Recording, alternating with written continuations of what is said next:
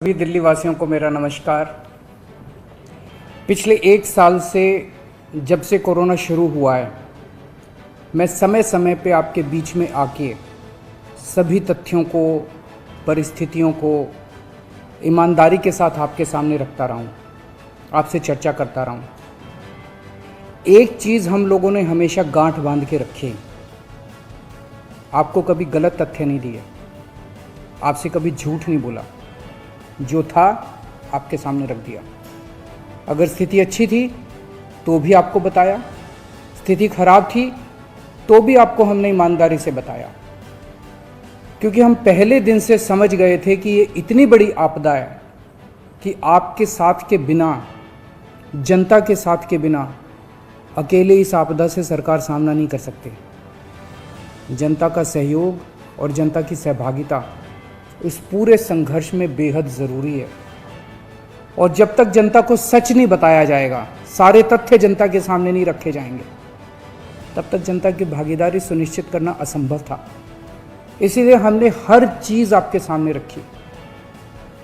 हमने टेस्ट नहीं कम होने दिए। आज दिल्ली के अंदर सबसे ज़्यादा टेस्ट हो रहे हैं। मैं तो ये कहूँगा कि अगर प्रति 10 लाख की पॉपुलेशन पे देखा जाए तो शायद पूरी दुनिया में सबसे ज़्यादा टेस्ट दिल्ली में हो रहे हैं। मैंने देखा कि कई जगहों पे उन्होंने टेस्ट कम कर दिए। टेस्ट कम कर दिए तो केस कम आने लग गए। इस तरह से तथ्यों के साथ कई जगह हेरफेर करने की कोशिश की गई। हमने ऐसा नहीं किया। हमने टेस्ट कम नहीं किए, उल्टे कम करने की वजह हमने दिल्ली में टेस्ट कई गुने बढ़ा दिए। आज लगभग 1 लाख टेस्ट दिल्ली में डेली हो रहे हैं। हमने मौत के आंकड़े आपसे नहीं छुपाए। जितनी मौतें होती थी हमने सब आपके सामने रखी, ईमानदारी से रखी। अगर ज़्यादा हो रही थी तो ज़्यादा बताई, कम हो रही थी तो कम बताई। कितने बेड्स हैं, कितने आईसीयू बेड्स हैं, क्या परिस्थितियां हैं, हर चीज़ आपके सामने ईमानदारी के साथ रखी। और इसी वजह से जब भी हमने कड़े निर्णय लिए, हमें आपका पूरा सहयोग मिला, दिल्ली की जनता का पूरा सहयोग मिला। मैं हमेशा कहता हूं कि हमारी दिल्ली एक परिवार है। दिल्ली के 2 करोड़ लोग एक परिवार हैं। और जब परिवार में कोई आपदा आती है तो सारे परिवार के लोग मिलकर उसका सामना करते हैं। अब भी हम सभी मिलकर इसका सामना करेंगे। पहले भी जीत हुई थी, अब भी जीत होगी। आज दिल्ली में क्या परिस्थिति है? पिछले 24 घंटे में दिल्ली में लगभग 23,500 केस आए हैं। उसके पिछले 24 घंटे में लगभग 25,500 केस आए थे। तो पिछले 3-4 दिन से रोज हम देख रहे हैं लगभग 25,000 के करीब केस आ रहे हैं। पॉजिटिविटी बहुत ज़्यादा बढ़ गई है, संक्रमण दर बहुत ज़्यादा बढ़ गई है। दिल्ली के अंदर अस्पतालों में उपलब्ध बेड्स की भारी कमी हो रही है। डेली 25-25 हज़ार अगर पेशेंट्स आएंगे तो कोई भी व्यवस्था चरमरा सकती है। दिल्ली के अंदर बेड्स की भारी कमी हो रही है। आईसीयू बेड्स दिल्ली में लगभग ख़त्म हो गए हैं। आज सुबह मैं ऐप पे देख रहा था 100 से भी कम आईसीयू बेड्स दिल्ली में बचे हैं। ऑक्सीजन की भारी कमी हो रही है। कल हमने सेंट्रल गवर्नमेंट को भी लिखा है, उनसे बातचीत चल रही है। परसों रात को एक हादसा होते होते बचा। एक प्राइवेट हॉस्पिटल ने हमें बताया कि परसों रात को 3 बजे के करीब उनके अस्पताल की ऑक्सीजन लगभग ख़त्म हो गई। वो बोले जी हम तो बहुत बुरी तरह से डर गए, बहुत बड़ा हादसा हो सकता था। इधर उधर हाथ पैर मार के किसी तरह से उन्होंने कहीं से ऑक्सीजन का इंतजाम किया। दवाइयों की कमी हो रही है, रेमडेसिविर दवाई की खासकर काफ़ी कमी हो रही है। ये सारे तथ्य मैंने आपको डराने के लिए नहीं बताए। ये सारी परिस्थिति है और इन परिस्थितियों में हमें अब अगला कदम क्या उठाना है, इस पे चर्चा करने के लिए मैंने आपको ये परिस्थिति बताई है।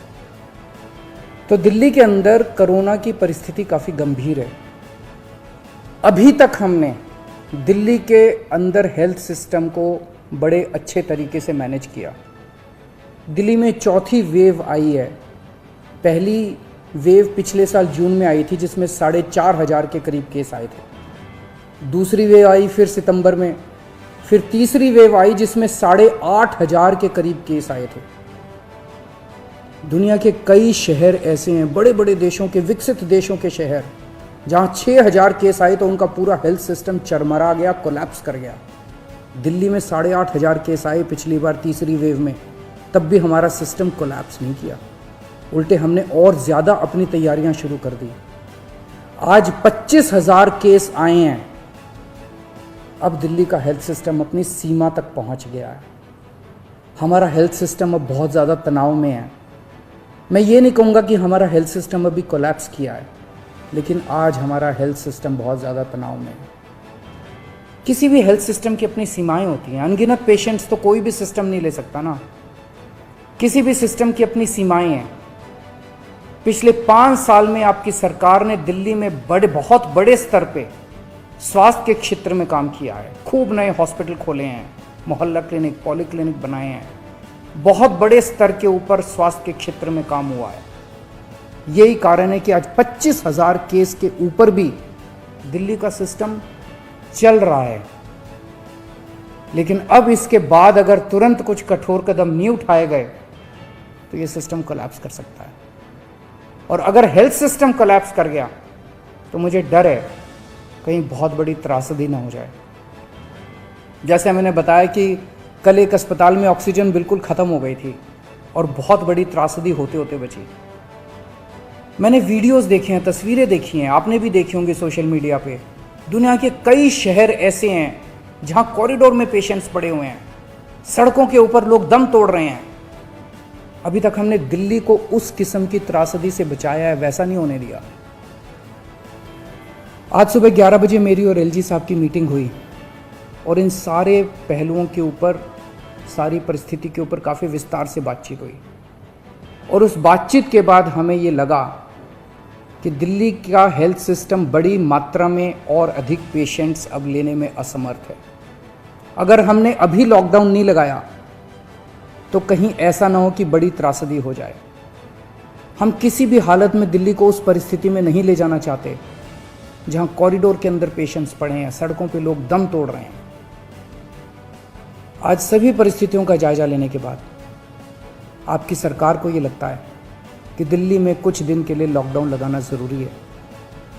तो आज रात को 10 बजे से अगले सोमवार को सुबह 5 बजे तक 6 दिन के लिए दिल्ली में लॉकडाउन लगाया जा रहा है। इस दौरान जाहिर है कि जो एसेंशियल सर्विसेज हैं वो जारी रहेंगी, खाने पीने की, मेडिकल व्यवस्थाओं की वो जारी रहेंगी। ये शादियों का सीज़न है, लोगों के बड़े मुश्किल से रिश्ते बनते हैं, हम उनके रिश्ते तोड़ना नहीं चाहते।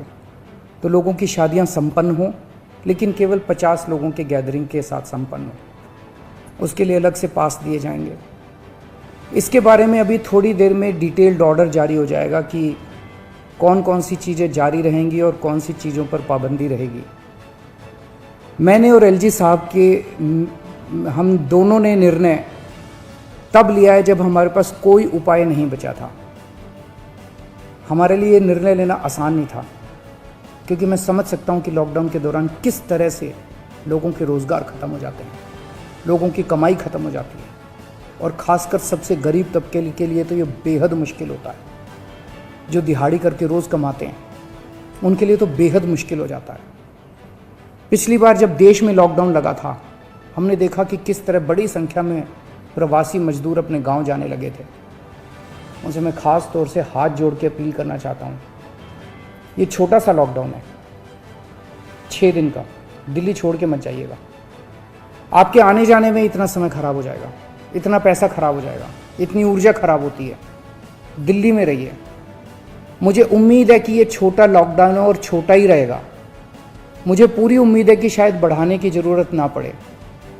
आप दिल्ली में रहिए। यकीन मानिए, हम पूरी ईमानदारी के साथ सब मिल के लड़ेंगे तो जल्दी इस मुसीबत से छुटकारा पाएंगे। मैं आपको यकीन दिलाता हूँ, सरकार आपका पूरा ख्याल रखेगी। मैं हूँ ना, मुझ पे भरोसा रखिए। मेरी दिल्ली के सभी नागरिकों से अपील है कि ये निर्णय हमने बहुत मुश्किल से लिया है। आप सब लोग जानते हैं कि मैं लॉकडाउन के सख्त खिलाफ रहा हूँ। हमेशा से मैंने लॉकडाउन का विरोध किया है। मेरा ये मानना है कि लॉकडाउन से कोरोना ख़त्म नहीं होता, लॉकडाउन से कोरोना की स्पीड कम हो जाती है। मेरा हमेशा ये मानना है कि अगर किसी भी शहर या राज्य की स्वास्थ्य व्यवस्था अपनी सीमा तक पहुंच जाए तो लॉकडाउन लगाना ज़रूरी हो जाता है, ताकि पेशेंट्स का नंबर कम हो जाए, ताकि हेल्थ सिस्टम को और दुरुस्त किया जा सके। ये जो 6 दिन का लॉकडाउन हम लगा रहे हैं, ये जो 6 दिन हम ले रहे हैं आपसे, इन 6 दिनों के अंदर हम बहुत बड़े स्तर के ऊपर और दिल्ली में बेड्स की व्यवस्था करेंगे। केंद्र से हम मदद मांग रहे हैं, उनसे लगातार संपर्क में हैं। केंद्र सरकार हमारी मदद भी कर रही है, उसके लिए हम केंद्र सरकार के शुक्रगुजार हैं। उनसे ऑक्सीजन की व्यवस्था करेंगे, दवाइयों की व्यवस्था करेंगे। इस लॉकडाउन के समय को हम इन सब चीज़ों के लिए इस्तेमाल करेंगे। मेरी अब सब लोगों से गुजारिश है कि लॉकडाउन का पूरी तरह से पालन करें, घर से बाहर इस दौरान ना निकलें। पहले भी हमने कई कठिन निर्णय लिए और आपने मेरा पूरा साथ दिया। मुझे पूरी उम्मीद है आज भी आप मेरा साथ देंगे। हम मिलके इसका मुकाबला करेंगे और ज़रूर जीतेंगे। नमस्कार। मेरे चैनल को सब्सक्राइब करें और हाँ, बेल आइकन दबाना बिल्कुल ना भूलें।